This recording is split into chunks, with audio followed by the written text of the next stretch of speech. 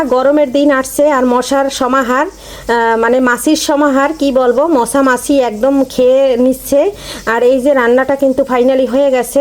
আলুর রেসিপিটা কেমন লাগলো? মাটির নিচের আলু রান্না করে নিলাম সাগরের পোয়া মাছ দিয়ে।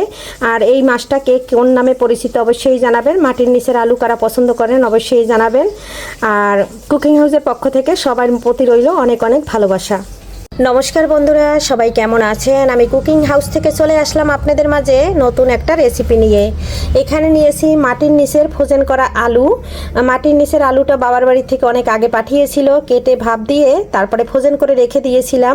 সাথে নিয়েছি এই যে সামুদ্রিক লাল মাছ, এটা হইল পোয়া মাছ। পোয়া মাছটা নিয়েছি খুব সুন্দর করে কেটে দিয়ে পরিষ্কার করে।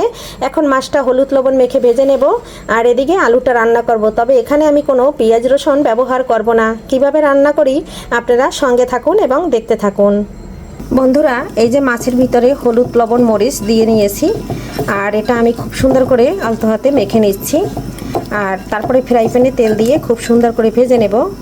ফ্রাই প্যানে তেল দিয়ে দিয়েছি, একদম অল্প তেলে ভেজে নেব। আর অল্প তেল দিয়েই আমি এই আলুটা রান্না করব। এটা মাটির নিচের আলু, যে কোনো মাছ দিয়ে রান্না করলে ভীষণ ভালো লাগে। শিং মাছ, কই মাছ সব কিছু দিয়ে রান্না করলে ভালো লাগে। আজকে রান্না করছি সামুদ্রিক মাছ দিয়ে।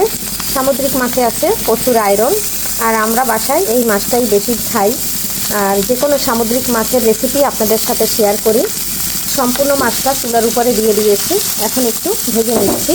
পুরা এই যে মাছটা আমি একটা পাশ হয়ে গেছে আর একটা পাশ খুব সুন্দর করে উল্টে দিচ্ছি। উল্টে কিন্তু এই পাশটাও খুব সুন্দর করে ভেজে নেব। আলুটা রান্না করার জন্য এখানে ফোড়নে দিয়ে দিচ্ছি জিরা, আর দিয়ে দিচ্ছি একটা তেজপাতা। এখন দিয়ে দিচ্ছি কাঁচামরিচ। এখন আলুটা দিয়ে দিয়েছি, হলুদ দিয়ে দিচ্ছি, ধনে ও জিরার গুঁড়া দিয়ে দিচ্ছি। মাটির নিচের আলুতে একটু ঝাল হলে খেতে ভালো লাগে, মরিচের গুঁড়া দিয়ে দিয়েছি। এখন আমি মশলাটা খুব সুন্দর করে কষিয়ে নেব। আর এখানে কিন্তু আমি জল দেই নাই, যেহেতু আলুটা ফ্রিজে ছিল ফ্রোজেন করা, ফ্রিজ থেকে বের করেছি, তাই কিন্তু একটু জল বের হবে। সেই জলেই আমার মশলাটা কষানো হয়ে যাবে। আর আমি কিন্তু অল্প তেল দিয়েই এই রেসিপিটা রান্না করে নেব। তবে এটাই কিন্তু একটু ঝোল দেবো বেশি বেশি। এখন দিয়ে দিচ্ছি স্বাদ অনুযায়ী লবণ। স্বাদ অনুযায়ী লবণটা দিয়ে নেড়ে ছেড়ে নিচ্ছি। এখন দিয়ে দেবো এখানে গরম জল। যেহেতু আলুটা আমার ভাপ দেওয়া ছিল আর মশলাটাও আমার কষানো হয়ে গেছে। আর এই সবজিটা বন্ধুরা, মাটির নিচের আলুতে প্রচুর গ্যাস হয় এবং দেখা যায় একটু তেল মশলা কম দিয়ে রান্না করলে বেশি ভালো লাগে খেতে। এখন এখানে দিয়ে দিচ্ছি ফুটন্ত গরম জল। গরম জলটা দিয়ে এখন আমি রান্না করে নেব 10 মিনিট। মাছটা গরম জলটা দেওয়ার সঙ্গে সঙ্গে ফুটে উঠেছে। এদিকে মাছটা খুব সুন্দর করে ভাজা হয়ে গেছে। বন্ধুরা, হয়ে গেছে। আমি এই যে দিয়ে দিচ্ছি এখানে মাছ ভাজাটা। এখন আমি একটু নেড়ে চেড়ে দিচ্ছি। আর বন্ধুরা, আলুর ঝোলটা আমার কেমন হয়েছে অবশ্যই জানাতে ভুলবেন না। এখন ধনেপাতা দিয়ে দিচ্ছি। আপনাদের একটা সুন্দর কমেন্ট পেয়ে ভিডিও বানাতে চলে আসি। ভিডিওতে কিন্তু ভিউ আসে না, তারপরে অতটা কিন্তু লাইক কমেন্টও পড়ে না। তারপর আপনাদের ভালোবাসা পেলে আমি কিন্তু একদম ছুটে চলে আসি। খুব সুন্দর সুন্দর কমেন্টের জন্য আমি মুগ্ধ হয়ে যাই।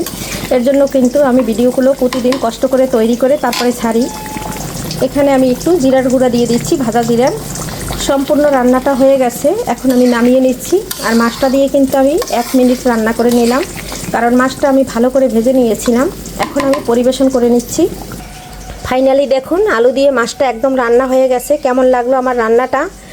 সবাই ভালো থাকবেন, সুস্থ থাকবেন। আজকের মতো বিদায় নিচ্ছি। কে কোথা থেকে বসে ভিডিওটি দেখছেন অবশ্যই জানাবেন। আর আমি আছি ঢাকা সাভার থেকে, আপনারা কে কোথা থেকে আছেন জানাতে কিন্তু ভুলবেন না। আজকের মতো বিদায় নিচ্ছি, দেখা হবে আবার নতুন কোনো ভিডিওতে। এ পর্যন্ত সবাই সুস্বাস্থ্য কামনা করে বিদায় নিচ্ছি। বাই।